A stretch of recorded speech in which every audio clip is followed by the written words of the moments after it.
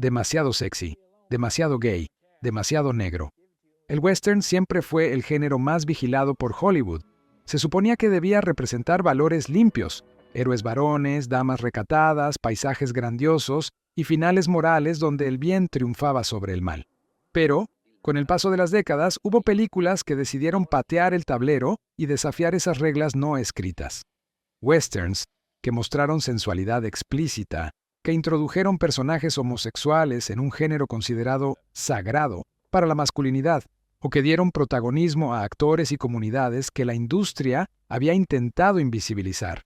Algunos fueron prohibidos por un simple escote, otros por escenas consideradas demasiado violentas, o incluso porque en su rodaje se mataron caballos reales, algo que levantó protestas que todavía resuenan. Muchos fueron censurados, boicoteados, mutilados en la sala de edición o directamente retirados de circulación durante años. Y sin embargo, precisamente por esa condición de malditos, sobrevivieron como leyendas, títulos incómodos, polémicos y a veces imposibles de defender, pero que forman parte de la historia oscura y fascinante del western. The Outlaw. De todos ellos, quizá el más polémico de su época fue The Outlaw, la película que convirtió a Jane Russell en sex symbol nacional y a Howard Hughes en el productor más terco de Hollywood. Sobre el papel, el argumento parecía tradicional. Un triángulo de tensiones entre Pat Garrett, Billy the Kid y Doc Holliday. Pero nadie hablaba de la trama. Todo giraba en torno a la presencia de Jane Russell y sobre todo al modo en que la cámara la retrataba. Hughes, obsesionado con potenciar su atractivo, convirtió su escote en el verdadero protagonista de la película. La producción quedó atrapada en un limbo de censura durante 5 años. Se estrenó de forma limitada en 1943 en San Francisco, pero solo gracias a que Hughes se enfrentó directamente a la oficina del Código Hays y a las autoridades locales, que exigían retirar carteles e incluso amenazaban con arrestar a quienes exhibieron la película. Lejos de achicarse, Hughes contraatacó con una estrategia que hoy se consideraría una genialidad de marketing viral. Multiplicó los carteles, lanzó fotografías sugerentes y organizó sesiones fotográficas diseñadas para escandalizar. Antes de que The Outlaw tuviera un estreno nacional, Jane Russell ya aparecía en revistas, periódicos y anuncios, convertida en símbolo de deseo en todo Estados Unidos. En 1946, cuando finalmente la película llegó a las salas de todo el país, Russell era una estrella, pero no por sus dotes actorales, sino por la controversia que la rodeaba. La MPI se negó a darle certificado, los grupos católicos organizaron boicots, y en Maryland, un juez llegó a prohibirle con una frase que se volvió legendaria: los pechos de Jane Russell colgaban como una tormenta de verano en el horizonte. La crítica la destrozó, calificándola de vulgar y sin mérito artístico, pero las salas se llenaron igual, y aunque Hughes intentó pasar a la historia como un innovador tecnológico, inventó incluso un sujetador revolucionario, para Russell, la propia actriz confesó que era incómodo e inútil. Hughes podía fabricar aviones que desafiaban la ingeniería, pero con los sostenes había fracasado. A Man Called Horse.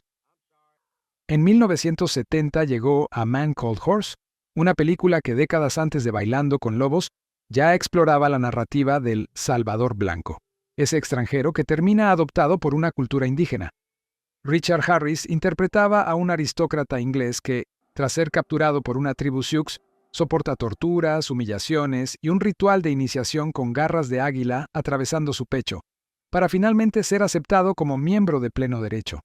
Lo que en el guión parecía un drama épico sobre choque de culturas, terminó desatando una tormenta de críticas y protestas. El estreno fue un verdadero campo de batalla. Líderes y activistas nativos denunciaron que la película inventaba costumbres, tergiversar rituales y, lo peor, seguía contratando actores blancos para papeles indígenas. El movimiento indígena americano organizó protestas en múltiples ciudades. En Minneapolis, bloquearon físicamente la entrada a los cines. En otros estados se organizaron boicots y hasta llegaron amenazas de bomba contra las proyecciones. El estudio intentó calmar las aguas con funciones gratuitas en reservas nativas, pero la estrategia fue percibida como un gesto vacío. Pese a todo, la polémica solo aumentó la curiosidad del público. La película recaudó más de $6 millones, el equivalente a unos 50 millones actuales, y generó 2 secuelas. La tercera entrega, Triumphs of a Man Called Horse, 1983, terminó en un escándalo mayor. Al no ser producción estadounidense, no estuvo obligada a seguir las normas de protección animal, y durante el rodaje murieron caballos en pantalla. La indignación fue inmediata. Asociaciones defensoras de animales y colectivos indígenas boicotearon la cinta, que quedó marcada como un ejemplo de explotación irresponsable. Harris, hasta el final, defendió la saga como un intento honesto de mostrar la verdad del indio antes de la colonización, pero su visión fue ampliamente rechazada.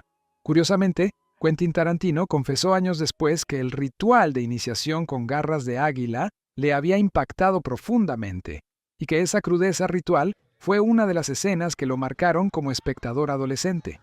Si te gustan estas historias prohibidas del cine, suscríbete al canal y no te pierdas ninguno de nuestros videos. Five Savage Men, de todos los westerns setenteros que intentaron subirse a la ola de la explotación, Five Savage Men, o Los Animales, ocupa un lugar incómodo. Es uno de esos filmes que la mayoría prefiere olvidar, y no por falta de intensidad, sino porque raya en lo desagradable. La historia comienza de manera aparentemente clásica.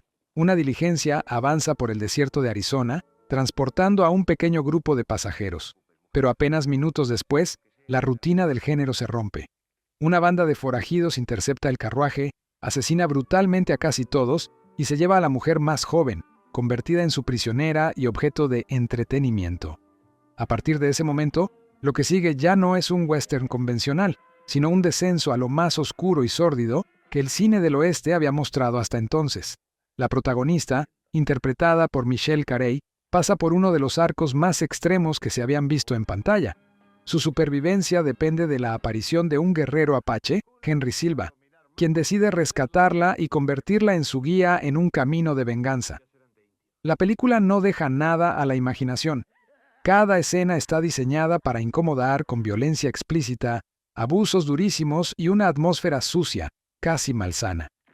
Se adelantó a otros westerns de venganza como Honey Calder o Chato's Land, pero en lugar de la tensión elegante de esas películas, aquí todo está bañado de un tono grindhouse, mucho más cercano a la explotación urbana de Death Wish 2 que al clasicismo de John Ford.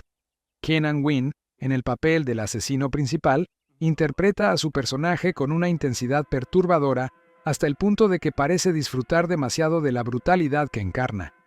Carey, quien ya había trabajado junto a figuras como Elvis Presley y John Wayne, aceptó el proyecto a pesar de sus reparos y quedó atrapada en una producción que muchos describen como tóxica. El resultado es un filme incómodo de ver, con una violencia que no se justifica ni siquiera por el arco de venganza. Hoy, muchos críticos coinciden. Es una película que jamás debió rodarse, un ejemplo de cómo el western, en su afán por reinventarse en los 70, a veces cruzó límites que lo hundieron más que lo engrandecieron. Duel in the Sun, Duelo al Sol. Estrenada en 1946, Duel in the Sun fue recibida como un terremoto cultural. Se la bautizó con sorna como Lost in the Dust, porque condensaba en 2 horas todo lo que el western clásico había evitado mostrar: racismo, lujuria, violencia y un tono de tragedia desbordada. Hollywood no estaba acostumbrado a westerns así. Gregory Peck, que hasta entonces había sido la encarnación del héroe noble y caballeroso, rompió con su imagen para interpretar a un personaje degenerado y brutal que abusa en repetidas ocasiones de Pearl, interpretada por Jennifer Jones. Incluso para los estándares actuales, las escenas resultan difíciles de mirar. En 1946, sencillamente eran impensables. La censura del Código Hays puso la película contra las cuerdas. Se recortaron escenas, se manipularon diálogos y aún así el resultado seguía siendo considerado escandaloso. La trama se sostiene sobre un melodrama casi shakespeariano. Pearl es una joven mestiza, cuya madre fue ejecutada por adulterio y que, antes de morir, fue enviada a vivir con familiares en un rancho de Texas. Allí se encuentra con un patriarca cruel y racista, interpretado por Lionel Barrymore, y con 2 hermanos que representan polos opuestos: Joseph Cotten como el mayor, bondadoso y protector; Gregory Peck como el menor, violento y sin escrúpulos. Lo que sigue es una espiral de abusos, celos y tensiones que desemboca en un clímax enfermizo. donde los dos amantes enemigos mueren abrazados en medio del desierto, en un final tan trágico como perturbador. El estreno dividió a la crítica. Para algunos era una obscenidad disfrazada de western, para otros un intento audaz de romper con el puritanismo del género. Fue boicoteada, censurada y mutilada en distintas regiones, pero también resultó un éxito de taquilla. Hoy se la recuerda como una de las producciones más polémicas de la posguerra, melodramática, excesiva y problemática en múltiples niveles, pero al mismo tiempo un testimonio de hasta dónde estaba dispuesto a llegar Hollywood para desafiar su propia moral en los años 40. Si te gustan estas historias prohibidas del cine, suscríbete al canal y no te pierdas ninguno de nuestros videos. Navajo Joe. Si hablamos de casting desastroso y decisiones incomprensibles, Navajo Joe se lleva la palma. La película, estrenada en 1966, puso a Burt Reynolds en la piel de un guerrero navajo que busca venganza después de que su tribu fuera masacrada. El problema es evidente desde el primer fotograma. Reynolds no era nativo, sino un actor blanco en pleno brownface, con peluca, maquillaje oscuro y un vestuario que él mismo describió años después como un tanga japonés. Lo curioso es que nadie en la producción parecía tener claro lo que estaba filmando. El director Sergio Corbucci pensaba que iba a dirigir a Marlon Brando, y Reynolds aceptó creyendo que trabajaría con Sergio Leone. El caos empezó antes incluso de rodar. El propio Reynolds odiaba tanto la experiencia que llegó a decir que la película solo servía para proyectarse en aviones y cárceles, porque ahí nadie podía escapar. La crítica fue despiadada. La historia era genérica, el guión estaba lleno de clichés racistas y el protagonista resultaba imposible de creer. Y sin embargo, con el paso de los años, Navajo Joe fue rescatada del olvido de la mano de Quentin Tarantino, quien la mencionó como uno de sus spaghetti westerns favoritos y hasta utilizó parte de la banda sonora de Ennio Morricone en Kill Bill. Ese toque tarantinesco le dio un segundo aire, pero no logra ocultar lo obvio. Navajo Joe sigue siendo uno de los westerns más insensibles y torpemente casteados de la historia. Un ejemplo claro de cómo el spaghetti western también podía caer en la caricatura más ofensiva. Django. Antes de Django Unchained y de que Tarantino lo convirtiera en un fenómeno moderno, existió el Django original de 1966, dirigido por Sergio Corbucci. Fue una película tan violenta para su tiempo que en muchos países no solo fue censurada, sino prohibida por completo. Incluso en Italia, su país de origen, recibió una clasificación para mayores de 18 años, algo extremadamente inusual para la época. La historia era simple en apariencia, pero tremendamente poderosa en ejecución. Un pistolero solitario, interpretado por un joven franco-nero, avanza cubierto de barro y polvo arrastrando un ataúd misterioso. En su interior no lleva un cuerpo, sino una ametralladora, un arma devastadora que en manos de un solo hombre se convierte en símbolo de destrucción. La cinta mezclaba lo mejor del spaghetti western con un nivel de crudeza que resultaba impactante. Ejecuciones masivas, sangre derramada en el lodo, traiciones constantes y un conteo de cadáveres que no tenía precedentes en 1966. Lo que hoy puede parecer moderado, en aquel entonces era una auténtica bofetada a las convenciones narrativas y visuales de Hollywood. Fue acusada de glorificar la violencia gratuita, y muchos críticos reclamaron que se trataba de cine poco moral, que corrompería a la juventud. Y sin embargo, Django no solo sobrevivió, se convirtió en un clásico de culto, imitado y homenajeado durante décadas. Tarantino lo reconoció al rendirle tributo en Django Unchained, pero la brutalidad original, con Nero cubierto de barro y disparando su arma entre charcos de sangre, sigue teniendo una fuerza visceral casi 60 años después. Sergeant Rutledge. En 1960, cuando el racismo aún era ley no escrita en gran parte de Estados Unidos y faltaban años para la aprobación de la Ley de Derechos Civiles, John Ford sorprendió al estrenar un western que rompía moldes, Sergeant Rutledge.